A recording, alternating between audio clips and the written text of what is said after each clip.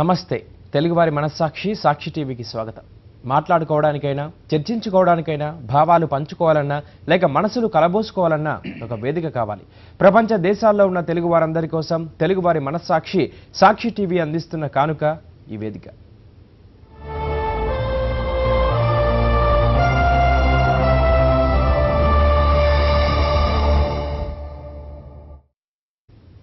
కొంతకాలంగా దేశవ్యాప్తంగా సహనం అసహనంపై రకరకాల ఘటనలు చర్చలు జరుగుతుండగా తాజాగా భారత్ మాతాకి జై నినాదం తెరపైకి వచ్చింది. తన గొంతు మీద కత్తి పెట్టిన భారత్ మాతాకి జై అననంటూ కొందరంటే భారతదేశ పౌరులందరూ భారత్ మాతాకి జై అనాల్సిందేనని మరికొందరు వాదిస్తున్నారు. ఇదే అంశంపై మాట్లాడడానికి విహెచ్పి నాయకులు anti terrorist forum convener Ravinuthala Sasidhar మనతో ఉన్నారు. వారితో మాట్లాడి చర్చిద్దాం. నమస్తే, welcome to Sakshi studio sir. నమస్కారం. కొంతకాలంగా దేశవ్యాప్తంగా సహనం అసహనం ఇవన్నీ ఘటనలు జరుగుతున్న నేపథ్యంలో కొత్తగా భారత్ మాతాకి జై అనాల్టూ కొంత ఈ చర్చలు వస్తున్నాయి. ఈ భారత్ మాతాకి జై నినాదం ఇప్పుడు ఎందుకు తెరపైకి వచ్చిందంటారు?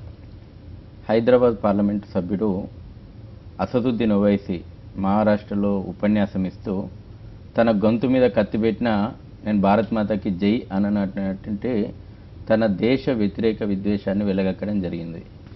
ఈ దేశంలో ఉన్నటువంటి 120 కోట్ల మంది ప్రజలు ఈ దేశంలో ఉండాలనుకున్నటువంటి వాళ్ళు భారత్ మాతాకి జై అని నినాదించాలని కోరుకుంటున్నారు.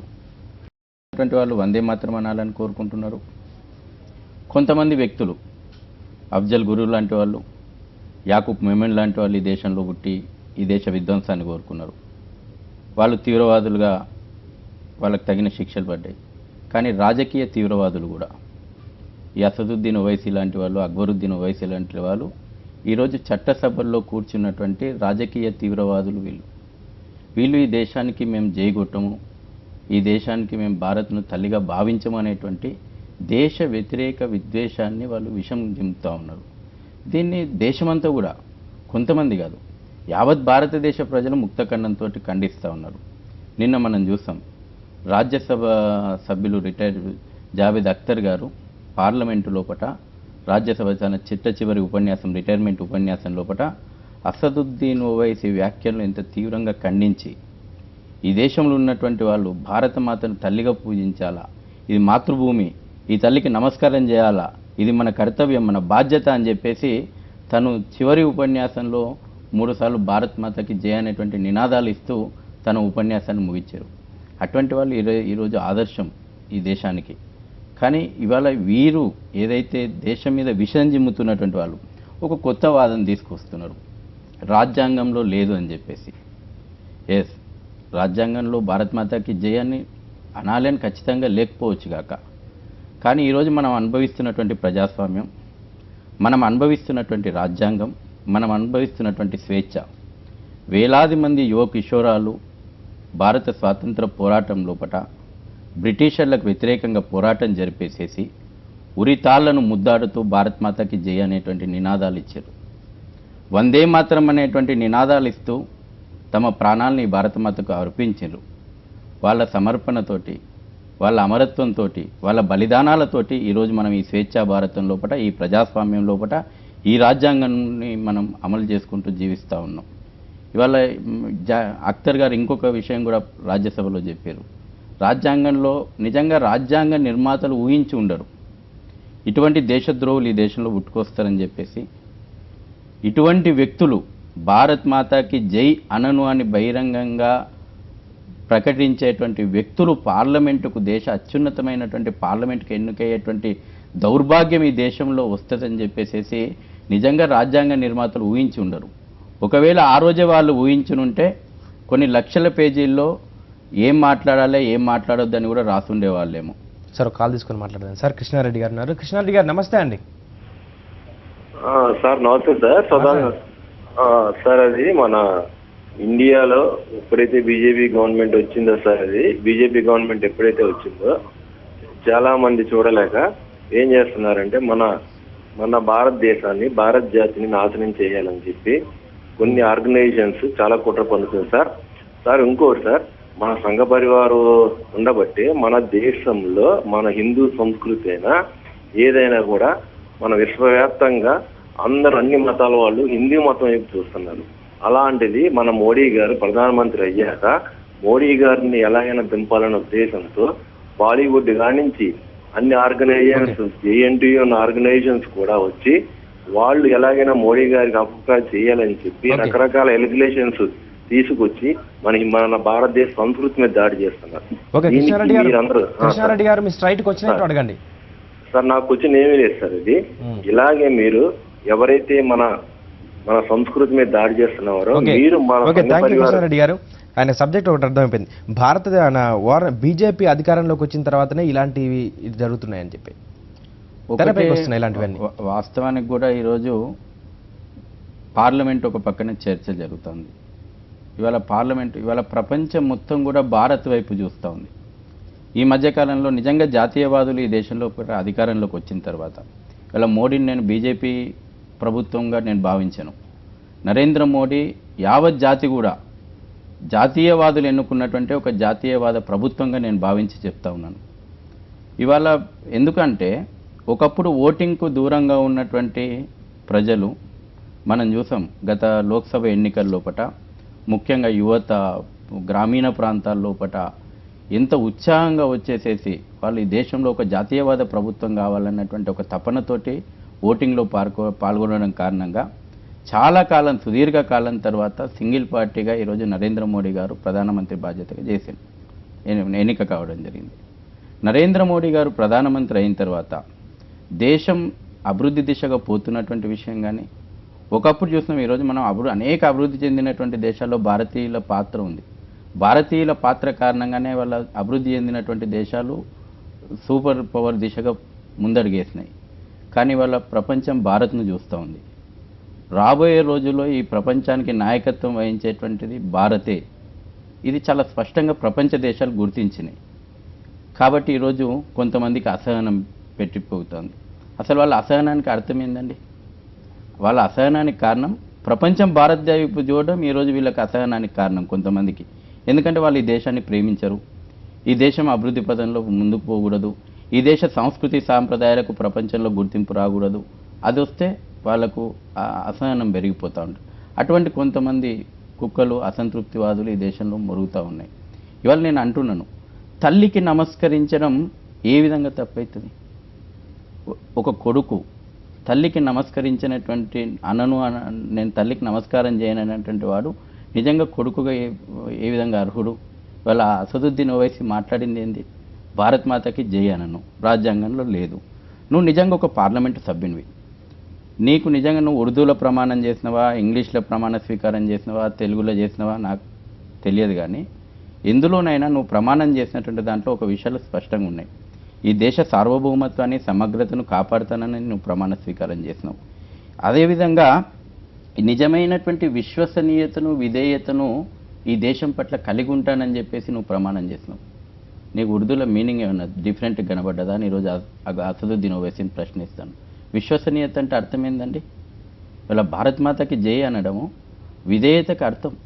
ఆ విధేయతను ప్రదర్శిస్తానని చెప్పి నువ్వు భారత రాజ్యాంగం మీద ప్రమాణం చేసి ఇవాళ నేను భారత్ మాతకి జై అనను, అది రాజ్యాంగంలో లేదు అనేటువంటి వాగుడు ఏదైతే ఉందో అది ఎంత మటుకు సమంజసం అనేటువంటి ఒక పార్లమెంటు సభ్యునిగా నీకు ఎంత విఘ్నత ఉందనేది అర్థమవుతా ఉంది. తల్లికి నమస్కరించడం వీళ్ళకి తప్పు కనబడుతుందా? ఎందుకు ఈ రకమైనటువంటి ఈరోజు మనం చూస్తూ ఉన్నాం యూనివర్సిటీల్లో చిన్నపిల్లలు నిజంగా పాఠశాల విద్యార్థులు రోజు పోయేసేసి పాఠశాలలో ఈ దేశానికి జై కొడుతూ ఈ దేశానికి వందనం సమర్పిస్తూ ప్రేయర్ చేసుకొని వస్తూ ఉన్నారు. వాళ్ళ మనసులో కూడా చూస్తే ఇటువంటి విషయాలు ఇవాళ యూనివర్సిటీలో జరుగుతున్నటువంటి విషయాలు, రాజకీయ తీవ్రవాదులు చేస్తున్నటువంటి కార్యక్రమాల ద్వారా అసలు ఈ దేశం ఎటు పోతుంది, ఎటు తీసుకుపోతామనుకున్నటువంటి కొన్ని ప్రశ్నలు ఉదయిస్తూ ఉన్నాయి. దీనికి ఒక పేరు పెడతా ఉన్నారు, freedom of speech, freedom of expression, freedom of thought. కానీ వీళ్ళు మర్చిపోతూ ఉన్నారు, భారత రాజ్యాంగం పౌరులందరికీ కూడా ఫ్రీడమ్ ఆఫ్ స్పీచ్ ఇచ్చింది, ఫ్రీడమ్ ఆఫ్ ఎక్స్ప్రెషన్స్ ఇచ్చింది, ఫ్రీడమ్ ఆఫ్ థాట్స్ ఇచ్చింది. నీకు హక్కులు ఎన్ని ఇచ్చిందో బాధ్యతలు కూడా అంతే పెట్టింది. నువ్వు బాధ్యత గల పౌరునిగా నువ్వు విధిగా ఈ దేశంలో నువ్వు ఉండాల్సినటువంటి అవసరం ఉంది. ఇంకోటి, నా మెడ మీద కత్తి పెట్టినా నేను భారత్ మాతకి చేయను. ఇలా అసదుద్దీన్ అన్నటువంటి సందర్భాన్ని మనం ఒకటి గమనించాలా. ఆయన నేను భారత్ మాతకి జై అనను, ఆ సందర్భం నిన్నెవరు జై అన్నప్పుడు నువ్వు జై అనను అనేటువంటి ఒక విద్వేషాన్ని ఎవరు కూడా ఆయన డిమాండ్ చేయలేదు నువ్వు జై అనాలని. కానీ ఆయన దేశం పట్ల ఆయన విద్వేషం చూడండి. బహిరంగ సభలో నేను భారత్ నా తల మీద కత్తి పెట్టినా నేను భారత్ మాతకి జై అనను అనేటువంటి ఒక విద్వేషాన్ని వెళ్ళగక్కిండు. ఇవాళ నేను ఈ వేదిక ద్వారా కొన్ని విషయం ఒకటి స్పష్టం చేయదలుచుకున్నాను.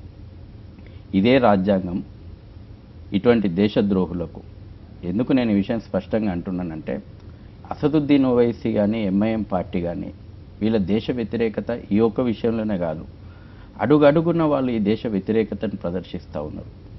అసలు ఈ రజాకార్ల వారసత్వం నుంచి పుట్టుకొచ్చినటువంటి పార్టీ ఎంఐఎం పార్టీ. ఈ దేశానికి స్వతంత్రం వచ్చిన కొత్తలనే ఇక్కడ ఉన్నటువంటి ఈ సంస్థానాన్ని పాకిస్తాన్లో విలీనం చేయాలన్నటువంటి కుట్రలు అన్నటువంటి మనస్తత్వం ఉన్నటువంటి రజాకార్ల వారసులు వీళ్ళకు దేశం మీద ప్రేమ ఉంటుందని కానీ కొత్తగా ప్రేమ వస్తుందని కానీ నేనైతే భావించడం లేదు. వీళ్ళ భావాలు వీళ్ళ యాక్టివిటీ ఎప్పుడు కూడా ఈ దేశానికి వ్యతిరేకంగానే ఉంటాయి. దౌర్భాగ్యం ఏంటంటే ఇటువంటి వ్యక్తులు పార్లమెంటుకి ఎన్నిక కావడం ఇది మన దౌర్భాగ్యకరమైనటువంటి విషయం. అసదుద్దీన్ ఓవైసీ గతంలో ఒక ప్రకటన చేసిండు, భారత్కు పాక్కు యుద్ధం జరిగితే మేము పాకిస్తాన్ దిక్కు మేము మద్దతుగా ఉంటాం భారతీయ ముస్లింలు. ఈరోజు ముస్లిం సమాజం కూడా ఆలోచన చేసుకోవాలా. ముస్లిం సమాజాన్ని కూడా దేశద్రోహులు అనేటువంటి ఒక ముద్ర వేయడానికి ఇటువంటి నాయకులు చేస్తున్నటువంటి చేష్టల కారణంగా ఇవాళ ముస్లిం సమాజానికి కూడా ఒక చెడ్డ పేరు వస్తూ ఉంది. ఇవాళ ముస్లిం మత పెద్దలు మాట్లాడాలి. ఎందుకు మాట్లాడకూడదు? ఇవాళ ఇస్లాంలో నేను తల్లికి నమస్కరించొద్దని ఏమైనా ఇస్లాం చెప్తుందా? ముస్లిం మత పెద్దలు కూడా చెప్తున్నారు, ముస్లిం మత పెద్దలు మాట్లాడాలి. ఎందుకనంటే దీన్ని మతంతో ఎక్కడ తప్పు పట్టలేదు. నేనేమంటున్నా, తప్పు పట్టినా ఇంకా ముందుకు రావాలా, మీడియా ద్వారా ముందుకు రావాలి. ఎక్కడో ఒకరిద్దరు తప్పు పట్టడం కాదు, పెద్ద ఎత్తున. ఎందుకంటే ఇటువంటి అసదుద్దీన్ ఓవైసీ లాంటి వ్యక్తుల కారణంగా, ఎందుకంటే ఈ దేశంలో సెక్యులర్ దేశము, మనం అవుననుకున్నా కాదనుకున్నా 120 కోట్ల మంది ఈ దేశంలో సహజీవనం చేయాల్సిందే. ఇటువంటి దుష్ట శక్తుల కారణంగా ఈ దేశాన్ని మరో విభజనకు దారితీయాలన్నటువంటి ఒక కుట్రలో భాగంగా ఇటువంటి మాటలు ఇటువంటి చేష్టలకు ఎంఐఎం పార్టీ వాళ్ళ నాయకులు పాల్పడుతూ ఉన్నారు. గతంలో కూడా నేను ఇంతకుముందు చెప్పినట్టు భారత్ పాకిస్తాన్ యుద్ధం అయితే ఈ దేశంలో ఉన్నటువంటి ముస్లింలందరూ కూడా పాకిస్తాన్కు మద్దతుగా నిలబడతారని మాట్లాడతారు. అక్బరుద్దీన్ స్టేట్మెంట్ ఏందండి? గతంలో నిజామాబాద్లో కానీ బైన్సాలో కానీ ఇచ్చినటువంటి ఉపన్యాసాలు, ఒక 15 నిమిషాల సమయం ఇస్తే దేశంలో ఉన్నటువంటి 80 కోట్ల మంది హిందువులను మేము చంపేస్తామని అంటారు. ఇవాళ ఇష్రత్ జహాన్ విషయం లోపట ఆమె ఎప్పుడైతే ఎన్కౌంటర్లో, ఇంతకుముందు చెప్పినట్టు ఆమె ఎన్కౌంటర్లో చనిపోయినప్పుడు కొన్ని సంస్థలు పుట్టుకొచ్చేసేసి తీవ్రవాదులకు కూడా మద్దతు ఇచ్చేటువంటి సంస్థలు ఈ దేశంలో కోకొల్లలుగా పుట్టుకొచ్చినాయి. ఒక కాల్ తీసుకొని మాట్లాడదాం సార్. ఇంతియాజ్ గారు ఉన్నారు. ఇంతియాజ్ గారు మాట్లాడండి శశిధర్ గారితో. సార్ గుడ్ ఈవినింగ్ అండి. Good evening. నా 2-3 ప్రశ్నలు సార్. సార్ ఎవరో కూర్చుని ఉన్నారు. శశిధర్ గారు మాట్లాడండి. శశిధర్ గారు గుడ్ ఈవినింగ్ అండి. నమస్కారం. నమస్కారం అండి. ఇప్పుడు యాక్చువల్గా ఏంటంటే భారతదేశంలో విభిన్న జాతులు, విభిన్న మతాలు, విభిన్న సంస్కృతులు ఉన్నాయి. చెప్పండి. ఇస్లాం సంస్కృతి ఏం చెప్తుంది? అన్ని దైవాలని పూజించుకుంటూ వెళ్ళమని అంటుందా? లేకపోతే ఏకదైవ ఆరాధన అంటుందా? లేకపోతే రాళ్ళు రప్పల్ని పూజించమని చెప్తుందా? ఏంటి అసలు ఇస్లాం ఏం చెప్తుంది అనేది మీరు తెలుసుకోవాలి. అది తెలుసుకోకుండా భారత్ మాతకి జై అనకపోతే వాళ్ళని దేశద్రోహులు అని చెప్పి అంటాం అనేది చాలా తప్పండి. అది మీరు అనుకుంటుంది వాళ్ళ మీద పుయ్యటం అనేది అది చాలా తప్పు. అది ఎక్కడ రాజ్యాంగంలో అలా చేయమని చెప్పేసి ఎక్కడ అనలేదు. ఇంకొకటి, మీరు బీజేపీ వాళ్ళు ఈరోజు చేస్తుంది ఏంటి? మీకు గెలిపించండి, మీరు గెలిపించిన తర్వాత మీరు భారతదేశాన్ని సక్రమంగా పాలించండి, అభివృద్ధి పనులను తీసుకెళ్ళంటే ఈ మతాలు, మత విద్వేషాలు ఇవన్నీ రెచ్చగొట్టి మీరేమో పబ్బం గడుపుకోవాలని చూస్తారేంటి? నాకు అర్థం కావట్లేదు. ఇంతియాజ్ గారు, అంటే మీ ప్రశ్నలో కూడా సరే మీరు దేశభక్తిని ప్రకటించుకోవాలని చెప్పేటి ఆరాటం ఉంది, కానీ మీరు అడుగుతున్నటువంటి ప్రశ్న లోపట్నే మీరు ఏ రకమైనటువంటి విద్వేషాన్ని వెళ్ళగక్కుతున్నారు అనేటువంటిది అర్థమవుతోంది. ఎందుకంటే నేను సూటిగా మీరు అడిగినటువంటి ప్రశ్ననే నేను తీసుకుంటున్నాను. ఇవాళ మీరు ఏకదైవ ఆరాధన ఇస్లాంలోనే ఉంది. ఇవాళ అల్లా తప్పితే ఇంకొకరు దేవుణ్ణి పూజించేది లేదు, అల్లాను పూజించేటటువంటి వాళ్ళు కాఫీలను మేము మతమార్చమని చెప్పేసి స్పష్టంగా ప్రకటిస్తున్నటువంటి వాళ్ళు ఇవాళ మీ మత పెద్దలే, మీ మతంలోనే. నేను మతాన్ని విమర్శించడం లేదు. రెండోది, రాళ్ళు రప్పలను పూజిస్తారు. ఆ వర్డ్ యూజ్ చేయడంలోనే మీరు ఇంకొక సహజమైన మనం అందరం కూడా ఇతర మతాలను గౌరవించాలనేటువంటి భావన మీకు ఉండుంటే మీ నోటి నుంచి అటువంటి పదాలు వచ్చేటివి కాదు, రాళ్ళు రప్పలను కాదు. హిందువులు రాళ్ళు రప్పలను, పుట్టను, దైవాన్ని, ఈ ప్రపంచాన్ని, సృష్టిని, ఈ పుట్టను, రాయిని, రప్పను, చెట్టును, యావత్ ఈ ప్రపంచాన్ని, విశ్వాన్ని అంతా కూడా దైవ సమానంగా పూజించేటువంటి వసుదైవ కుటుంబకం అనేటువంటి ఒక సంస్కృతి నుంచి పుట్టుకొచ్చినటువంటి సనాతనమైనటువంటి జీవన విధానం హిందుత్వం. హిందుత్వాన్ని ఎప్పుడు కూడా మతంగా మీరు భావించవద్దు. ఇవాళ ఇస్లాం మతము, క్రైస్తవ మతం, నేను ఆ చర్చకు మీరు తీసుకెళ్లాలని ప్రయత్నిస్తున్నా, నేను పోను.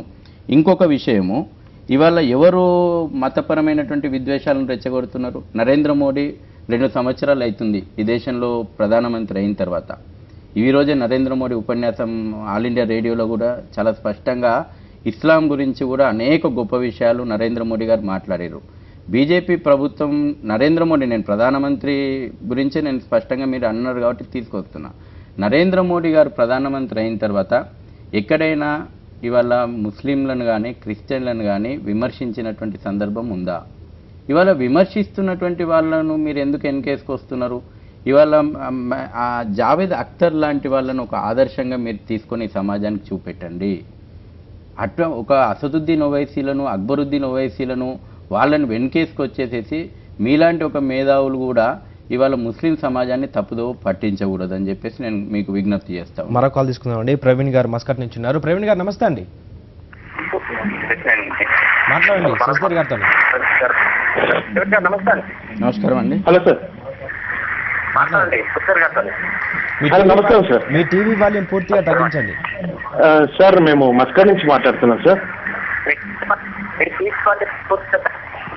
సార్ ఇప్పుడు వచ్చేసి అసదుద్దీన్ ఓవైసీ మెడ మీద కత్తి పెట్టినా కూడా మేము భారత్ మాతకి జయ అని చెప్పేసి అన్నారు. అసదుద్దీన్ ఓవైసీకి మా ద్వారా ఏం చెప్పాలనుకుంటున్నాం అంటే, మా హిందువుల ద్వారా, మా హిందుత్వ ద్వారా మేము ఒకటి చెప్పాలనుకుంటాం. మేము ఎప్పుడు మా తాతల కాలం నుంచి, మా అన్సెస్టర్స్ నుంచి మేము ఎప్పుడు ఎవరి మీద మెడ మీద కత్తి పెట్టి హిందూ కానీ భారత్ మాతాకి జయ అని చెప్పేసి మేము ఎప్పుడు చెప్పలేము, అనము కూడా. కానీ అసదుద్దీన్ లాంటి వ్యక్తులు ఇప్పటికీ కాశ్మీర్ లో ఉన్నారు. వాళ్ళు ఏమంటారు అంటే, అల్లాహ్ అక్బర్ నై బోలే మస్జిద్ మే నై రహ సక్తా బోల్కే ఇప్పటి వరకు వాళ్ళు ఇప్పటికి కూడా కాశ్మీర్ లో అంటున్నారు. కాశ్మీర్ లో మా హిందూ పండితులు ఊచకూతకు వచ్చారు. కానీ మా హిందూ పండితులు ఎప్పుడు అక్కడ ఉన్న కాశ్మీర్ లో ఉన్న ఎవరిని కూడా మెడ మీద కత్తి పెట్టి ఎవరిని అనలేదు. ఈ అసదుద్దీన్ ఓవైసీ ఇంతకుముందు ఒక ఇంతియాజ్ అని మాట్లాడిండు. తను ఏమంటున్నాడంటే ఖురాన్ లో అది ఉంది అంటున్నా. నేను ఖురాన్ చదివినా సార్, 2 చాప్టర్లు చదివినాక నాకు అర్థమైపోయింది. ముస్లింలను చంపేయండి, కఫీర్లను చంపేయండి క్లియర్ గా రాసిండు. ఓకే, ఇది మేము అయినా కూడా మేము ఖురాన్ కానీ ముస్లింలు కానీ ఏమంటలేదు. ఇప్పటికీ హిందూ ముస్లిం బాయ్ అంటున్నాం. నేను చెప్పేది ఏంటంటే, ఈ అసదుద్దీన్ లాంటి వ్యక్తులు ఇప్పటికీ హైదరాబాద్ లో ఉంటూ మత కల్లోలు వాళ్ళు రెచ్చగొడుతూ, మా హిందువులను చంపేస్తూ, మా హిందుత్వాన్ని హేళన చేస్తూ, మా రాముని గురించి వాళ్ళ అమ్మ గురించి ఎక్కడ జరిగిందని చెప్పేసి చేస్తున్నా కూడా ప్రవీణ్ గారు, మేము మమ్మల్ని ఎలా తట్టుకోమంటారు ఇప్పుడు? ప్రవీణ్ గారు, మీ ఇంటెన్షన్ అర్థమైపోయింది సార్. చెప్పండి. ఇంతకుముందు కూడా అసలు నిజంగా ఇంతియాజ్ గారు ఇంతకుముందు ప్రవీణ్ గారు చాలా ఆవేదన, అంటే హిందుత్వంలో ఎంత సహనము. వాస్తవానికి దేశంలో ఒక విషయం, మతాల సంబంధించి మతం గురించి వాస్తవానికి భారతవానికి చర్చలు వాళ్ళ వర్షన్ ఎలా ఉందంటే, నేను వాస్తవం మీ చర్చలకే వస్తున్నాను. ఈరోజు హిందుత్వము జాతీయవాదము వేరు కాదండి. విమర్శకులు కూడా మీరు చూడండి, ఇవాళ భారత్ మాతాకి జయ అంటే అది హిందుత్వం అండి? వందే మాతరం అని అంటే అది హిందుత్వం కింద కనబడుతుందా? సుభాష్ చంద్రబోస్ జై హింద్ అనేటువంటి ఒక నినాదం ఇచ్చిండు, అది హిందుత్వమా? ఇవాళ జనగణమన మనం జాతీయ గీతం పాడిన తర్వాత చివరికి జనం జై హింద్ తోటి ముగిస్తాం, అది హిందుత్వం కింద కనబడుతుందా? విమర్శకులకు కూడా ఇవాళ వాళ్ళు కూడా అవునన్నా కాదనుకున్న వాళ్ళు ఒక విషయాన్ని యాక్సెప్ట్ చేస్తున్నారు. హిందుత్వమే జాతీయవాదము, జాతీయవాదమే హిందుత్వము. మేం చెప్తుంది అదే. వాళ్ళు విమర్శించడం కూడా వాళ్ళు దేశాన్ని విమర్శించాలి కాబట్టి వాళ్ళ హిందుత్వాన్ని విమర్శిస్తున్నారు. హిందుత్వం మతం కాదు, జీవన విధానం. అందుకే నేను జీవన విధానం, ఇంతియాజ్ గారు ఇంతకుముందు మీరు ఇస్లాం తెలియదు, ఇస్లాం చదువుకోవాలని. వాస్తవానికి వారికి ఖురాన్ మీద ఎంత అవగాహన ఉందో తెలియదు, కానీ ఖురాన్లో వాళ్ళు కేవలం ఇటువంటి అసదుద్దీన్ అక్బరుద్దీన్లను సమర్థించడంతో పాటు ఇటువంటి ఫోన్ లైన్లను కార్యక్రమాలు వచ్చినప్పుడు ఖురాన్లో ఉన్నటువంటి గొప్ప విషయాలను కూడా చెప్పాలి. ఖురాన్లో ఒక విషయంలో ఖాదీస్ హదీస్ అనేటువంటి ఒక హదీస్ వాళ్ళ దాంట్లో ఉంటాయి. అందులో చాలా స్పష్టంగా చెప్పారు, ఏ దేశంలో ఉన్నటువంటి ముస్లిమ్స్ అయినా, ఆ ముస్లిం మతం ఆచరించేటువంటి వ్యక్తులు ఆ దేశానికి వ్యతిరేకంగా మాట్లాడకూడదు, ఆ దేశానికి వ్యతిరేకమైనటువంటి కార్యక్రమాలు చేయకూడదు. ఇది ఖురాన్లో హదీస్లో చాలా స్పష్టంగా ఉంది. ఒకవేళ ఆ రకమైనటువంటి కార్యక్రమాలు కింద వాళ్ళు చేస్తే ఖడ్గంతో వాళ్ళ తలని నరకమని చెప్పారు. నిజంగా ఇప్పుడు చెప్పండి, ఇవాళ ఈ దేశంలో ఉంటూ, ఈ దేశం గాలి పీలుస్తూ, ఈ దేశం నీళ్లు తాగుతూ, ఈ దేశంలో ఉన్నటువంటి సకల సౌకర్యాలను అనుభవిస్తున్నటువంటి గౌరవమైనటువంటి పార్లమెంటుకు సభ్యత్వం కలిగినటువంటి అసదుద్దీన్ ఓవైసీ ఈ దేశానికి నేను జయగొట్టను, ఈ దేశాన్ని నేను ద్వేషిస్తాను అని అన్నప్పుడు ఈ ఇస్లాం ప్రకారం ఏం చేయాలి? ఇప్పుడు మీరు చెప్పినటువంటి ఇస్లాం ప్రకారమే, మీ సిద్ధాంతం ప్రకారమే ఇవాళ ఏం చేయాలా? ఆ మెడ మీద పెట్టిన కత్తితోటి ఏం చేయమంటారు? కాల్ తీసుకొని మాట్లాడదాం సార్. వేణుగోపాల్ గారు ఉన్నారు. వేణుగోపాల్ గారు నమస్తే అండి. Sir good evening sir. Sasidhar గారితో మాట్లాడండి. సార్ నమస్కారం సార్. నమస్కారం అండి వేణుగోపాల్ గారు. సార్ ఇప్పుడు అసదుద్దీన్ ఓవైసీ గౌరవ పార్లమెంట్ సభ్యుడు, చెప్పండి. మతానికి ప్రాతిపదికగా ఎన్నిక కాబడ్డ ప్రతినిధి కాదు. దాంట్లో అన్ని రకాల మతాలకు సంబంధించినటువంటి వ్యక్తులు ఓటు వేయడం ద్వారా ప్రాతినిధ్యం వహిస్తున్నటువంటి గౌరవ లోకసభ సభ్యుడు. మీ వాయిస్ క్లియర్గా అర్థం కావట్లేదండి, కొంచెం గట్టిగా మాట్లాడండి. సార్ అసదుద్దీన్ ఓవైసీ ఒక ప్రజాప్రతినిధిగా ఎన్నుకోబడ్డ వ్యక్తి. ఒక మతానికి, ఒక కులానికి, ఒక ప్రాంతానికి సంబంధించినటువంటి వ్యక్తిగా లేడు ఇప్పుడు లోకసభ సభ్యుడు. ఇప్పుడు భారత్ మాతాకి జై అనే వివాదంలో అతను చెప్పినట్టుగా వాళ్ళు ఇక్కడ లేదు కాబట్టి నేను ఆచరించాల్సిన అవసరం లేదు అన్నాడు. ఇప్పుడు ఎన్డీఏ ప్రభుత్వం రాజ్యాంగ సవరణ చేసి ఇట్లా దేశానికి వ్యతిరేకంగా మాట్లాడే వ్యక్తులు ఎంతటి వారైనా కానీ చర్య తీసుకోబడతారనే ఒక ప్రతిపాదన ఏమైనా తీసుకురాబోతున్నారా? దాని మీద సమాధానం. ఓకే అండి, అర్థమైందండి. అవునండి, చాలా చాలా వారు చెప్పింది వాస్తవం. ఎందుకనంటే ఈ దేశంలో కామన్ సివిల్ కోడ్ గురించి తప్పకుండా రావాల్సినటువంటి అవసరం ఉంది. మతాలు వ్యక్తిగతము, ఎవరి మతాచారాలు వాళ్ళు స్వేచ్ఛగా పాటించుకోవచ్చు. కానీ దేశ విషయాల లోపల, రాజ్యాంగకు సంబంధించినటువంటి విషయం లోపల కామన్ సివిల్ కోడ్ ఈ దేశంలో ఇంకా రాకపోవడం, స్వతంత్రం వచ్చి ఇన్ని సంవత్సరాలు అవుతున్నా కామన్ సివిల్ కోడ్ రాకపోవడం అనేటువంటిది దేశం తీవ్రంగా నష్టపోతూ అనేక విషయాల లోపల, ఇవాళ జనాభా ఇన్బ్యాలెన్స్ తీసుకోండి, రకరకాల విషయాలు తీసుకోండి, భారత్కు రాబోయే రోజుల్లో ప్రమాద సూచికలు ఏ విధంగా అయితే ఒక పక్కన భారత్ను ప్రపంచమంతా నాయకత్వం వహించేటువంటి దేశంగా చూసేటువంటి వాతావరణం నిర్మాణం అవుతుందో, కామన్ సివిల్ కోడ్ లేకపోవడం కారణంగా ఈరోజు చూస్తూ ఉన్నాం. జనాభా లెక్కల ప్రకారమే 2050 సంవత్సరం తర్వాత ఇన్బ్యాలెన్స్ అవుతుంది. ఇవాళ అనేక ప్రాంతాలు ఈశాన్య రాష్ట్రాల్లో మనం చూస్తున్నాం, మతపరమైనటువంటి జనాభా అసతుల్యం ఏర్పడడం కారణంగా ఏ విధమైనటువంటి మారణ హోమం జరుగుతూ ఉన్నాయో మన పక్కనే ఉన్నటువంటి కేరళలో మనం చూస్తూ ఉన్నాం. రాబోయే రోజుల్లోపట భారత్కు ప్రమాద సూచికలు కూడా మనకు కనబడతా ఉన్నాయి. కాబట్టి వెంటనే కామన్ సివిల్ కోడ్ అనేటువంటిది ఒకటి తీసుకురావాల్సిన అవసరం ఉంది. ఇంకోటి, ఇంతకుముందు నేను చెప్పినట్టు వేణుగోపాల్ గారు కూడా అభిప్రాయం వ్యక్తం చేసినట్టు freedom of expression, freedom of thought, దీని పేరు మీద ఏది పడితే అది మాట్లాడవచ్చు. ఈ దేశం లోపల జేఎన్యూలో ఎవరికి ఈరోజు వర్ధంతి కార్యక్రమం చేశారండి? ఈ దేశ పార్లమెంటు పైన దాడి చేసినటువంటి వ్యక్తి, ఈ ప్రజాస్వామ్యాన్ని కుప్పగూలుస్తానన్నటువంటి ఇవాళ వర్ధంతి సభలు, దానికి ఈ దేశంలో మేధావులు, విచిత్రం ఏంటంటే ప్రొఫెసర్లు, ఈ ప్రజలు, యూనివర్సిటీలు, ప్రొఫెసర్లు వాళ్ళు కూడా అనైతికంగా మద్దతు పలకడము. కాబట్టి పోటా లాంటి ఒక కఠినమైనటువంటి చట్టాలు తీసుకురావాల్సినటువంటి అవసరం ఉంది. ఎందుకంటే దేశానికి వ్యతిరేకంగా మాట, irrespective of caste, reason, religion, sex అతీతంగా, వీటన్నిటికి అతీతంగా దేశ వ్యతిరేక కార్యక్రమాలకు ఎవరు పాల్పడినా కొన్ని సందర్భాలు మనం చూస్తూ ఉన్నాం. కులాలకు అంటగట్టేసి కొన్ని సంస్థలు మద్దతు ఇస్తూ ఉంటాయి. హైదరాబాద్ సెంట్రల్ యూనివర్సిటీ మన సంఘటన, దాని లోతుగా మనం చర్చకు పోవాల్సిన అవసరం లేదు. కాబట్టి వాళ్ళ కులాలకు మతాలకు అంటగట్టేసేసి దేశ వ్యతిరేక కార్యక్రమాలకు పాల్పడము, తీవ్రవాదులకు బహిరంగంగా మద్దతు తెలిపేటువంటి కార్యక్రమాలకు పాల్పడము, పరోక్షంగా తీవ్రవాదులకు సహకరించడము, ఇవి కార్యక్రమాలు ఏదైతే ఉందో భారతదేశ భవిష్యత్తును దృష్టిలో పెట్టుకొని పోటాలంటే ఒక కఠినమైనటువంటి చట్టాలను మళ్ళీ ఈ దేశంలో తీసుకురావాల్సిన అవసరం ఉంది. ఎవ్వరు ఎంతటి పెద్ద వ్యక్తులు అయినప్పటికీ కూడా కులము, మతము, ప్రాంతము, వర్గము, భాష, లింగభేదాలు లేకుండా వాళ్ళని కఠినంగా శిక్షించాల్సినటువంటి అవసరం ప్రస్తుతం మన దేశ హితం దృష్ట్యా ఉంది. కాల్ తీసుకొని మాట్లాడతామండి. చైతన్య గారు ఉన్నారు. చైతన్య గారు మాట్లాడండి శశిధర్ గారితో. నమస్కారం అండి. నమస్కారం చైతన్య గారు. అదే నేను చెప్పాల్సిన పాయింట్ ఒకటే సార్. చెప్పండి. యాక్చువల్గా నేను హిందువునే, బట్ నాస్తిక ధర్మం కూడా పాటిస్తాను. చెప్పండి చైతన్య గారు. నేను చెప్పేది ఏంటంటే ప్రతి మతం, ఖురాన్ కానీ బైబిల్ కానీ మన భగవద్గీత కానీ అన్నిటితోనే ఏదో ఒక చిన్న పాయింట్స్ ఉంటాయండి. అది మిస్టేక్స్ అని చెప్పలేము, మనం కరెక్ట్ అని చెప్పలేము. కొన్ని పాయింట్స్ ఉంటాయి, ఆ పాయింట్స్ తీసుకొని ఫోకస్ చేసి ఒకరికొకరు కొట్టుకునేది నచ్చలేదు. ఓకే చైతన్య గారు కూడా చెప్పినటువంటి విషయం ఒకటి ఉంది. ఇలా మనది ఎంత గొప్పదైనటువంటి దేశం, ఎంత గొప్పదైనటువంటి ధర్మము ఈ భూమి అంటే, కనాద మహర్షి నాస్తికుడు, అటువంటి వ్యక్తులకు కూడా మహర్షి హోదానిచ్చి సరైనటువంటి స్థానంలో నిలబెట్టినటువంటి సంస్కృతికి వారసులం మనం. ఇవాళ విమర్శకులను, అందుకే మనము రాజుల కాలం నుంచి కూడా తీసుకుంటే ప్రతి రాజ సంస్థానం లోపల విమర్శకులు కూడా ఉంటుండేది.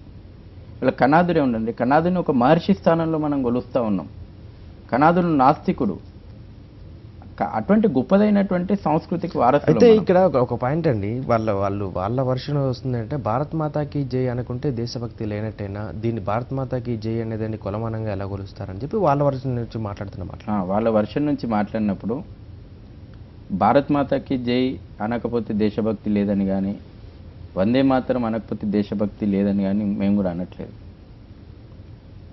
చాలా స్పష్టంగా ఈ విషయం చూస్తున్నటువంటి వీక్షకులు కూడా, నేను భారత్ మాతకి జై అనను, నేను వందే మాతరం అనను, ఈ దేశాన్ని తల్లిగా పూజించను, ఇది దేశభక్తిగా భావించాలనా, దేశద్రోహంగా భావించాలనా? దేశద్రోహంగానే భావించాలి.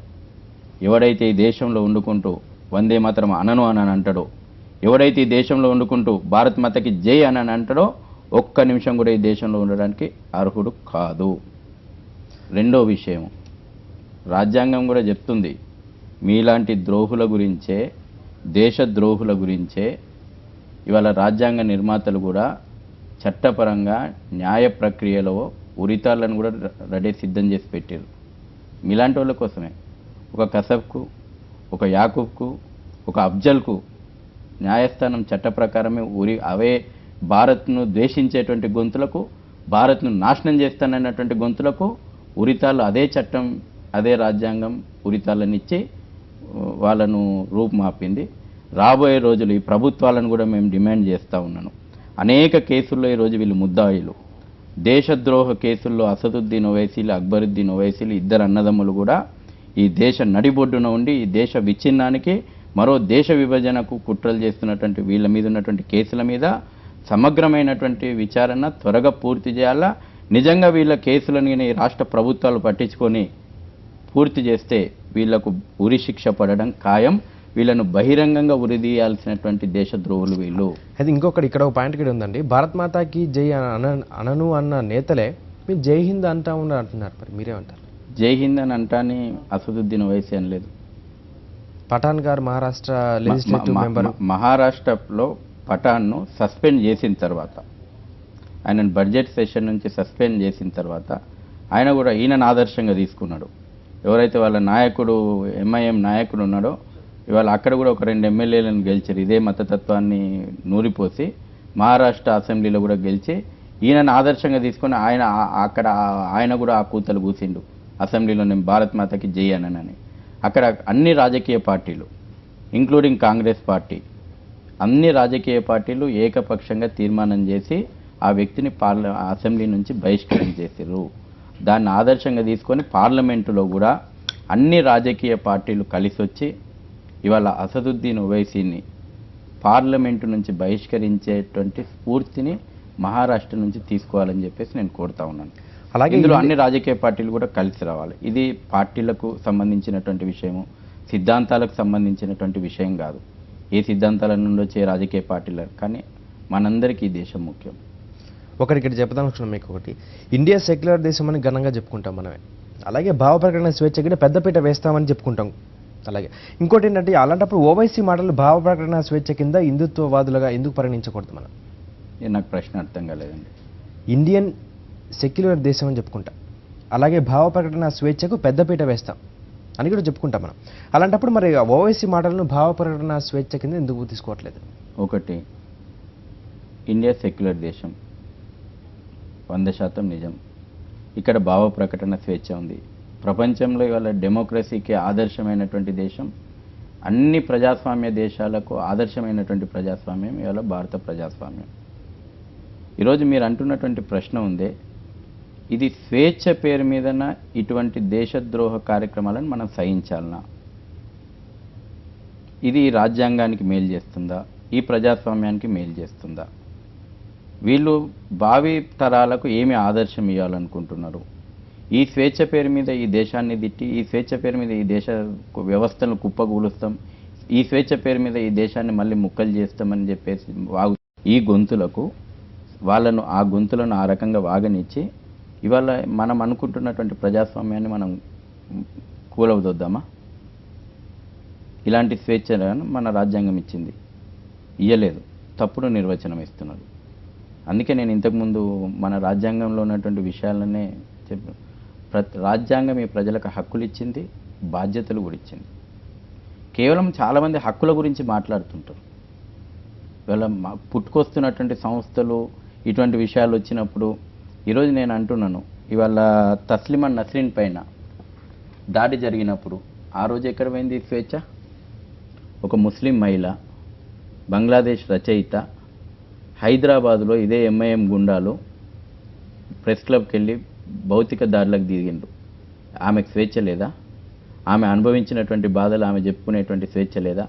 ఆ రోజు ఈ సంస్థలు, వ్యక్తులు మాట్లాడరు. ఇవాళ హుస్సేన్ హిందూ దేవీ దేవతల విగ్రహాలను నగ్న చిత్రాలు వేస్తారు, దానికి స్వేచ్ఛ అని మూసిగేస్తారు.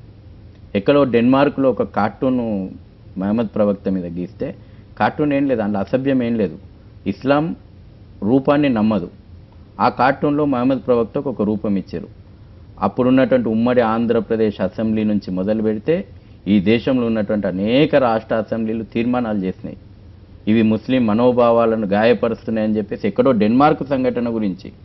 కానీ దౌర్భాగ్యం, ఈ స్వేచ్ఛ పేరు మీదన ఎంఎఫ్ హుస్సేను మన దేవీ దేవతల విగ్రహాలను, ఈ దేశంలో ఉన్నటువంటి మెజార్టీ ప్రజల ఆరాధనీయమైనటువంటి దేవీ దేవతల విగ్రహాలను నగ్నంగా చిత్రీకరించి అవమానిస్తే భారతరత్న ఇవ్వాలని డిమాండ్ చేస్తారు. ఇది ఆ స్వేచ్ఛ? ఈ స్వేచ్ఛను మనం ఆమోదిద్దామా? ఇది మనం ప్రశ్నించుకోవాల్సిన అవసరం ఉంది. కాబట్టి నేను అంతిమంగా చెప్పాలనుకుంటుంది ఏంటంటే, రాజ్యాంగం, ఈ సంస్థలు మాట్లాడేటువంటి వాళ్ళందరూ కూడా హక్కులే కాదు, మీ బాధ్యతలు కూడా, ఈ దేశ పౌరులుగా మీ బాధ్యతలు కూడా మీరు గుర్తెరిగి బాధ్యతాయుతంగా నడుచుకొని ఈ భారతదేశం యొక్క గౌరవ ప్రతిష్టలు మనం ఇనుమడింపే చేసేలాగా ఒక ఉత్తమ పౌరులుగా, మన మతాలు ఏమన్నా కావచ్చు, ఈ దేశానికి సంబంధించి నేను ఒక ఉత్తమ పౌరునిగా నా బాధ్యత నేను నిర్వహిస్తాము అనేటువంటి ఒక సంకల్పాన్ని అందరు తీసుకోవాల్సిన అవసరం ఉంది. అటువంటి కుక్కలకు, మురిగే కుక్కలకు, ఈ దేశానికి వ్యతిరేకంగా మురుగుతున్నటువంటి కుక్కలకు టైం అయిపోయింది, చెప్పుతోటి కొట్టాల్సినటువంటి అవసరం ఉంది. ఓకే, థ్యాంక్ యూ శశిధర్ గారు. మా సాక్షి స్టూడియోకి వచ్చి మీ విలువైన సమయాన్ని కేటాయించారు. ఇది వాళ్ళ వేదిక. ప్రపంచంలో తెలుగువాడు ఎక్కడున్నా తెలుగువారి గుండె చప్పుడు వినిపించడానికి తెలుగువారి మనస్సాక్షి, సాక్షి టీవీ ఎప్పుడు సిద్ధంగానే ఉంటుంది. Stay with us.